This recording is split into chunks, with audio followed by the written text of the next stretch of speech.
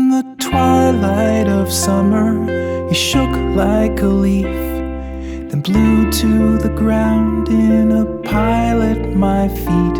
I picked you up, we fell into place. On the park bench in silence, we spoke with no words. You held me like water to placate your thirst, your lifeboat, your anchor, and your perfect mistake. The white coat of winter you wore like a veil, thin as a whisper but sharp as a nail. The wind on the river is calling your name in a voice so tame. Be my light, my flickering flame.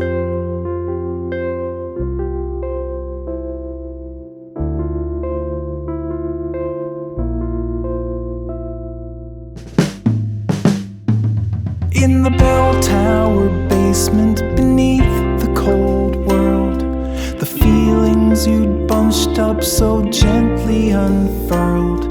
You held me close, I tried to hold on. The next cloudy morning you woke in my arms. I made you some coffee, you showed me your scars, and I knew one day that I'd be your next. The stray light was running, you touched me and said, as young as I was, I felt older back then. Two parallel lines on an infinite plane, trying to cross in vain. Be my light, my flickering flame.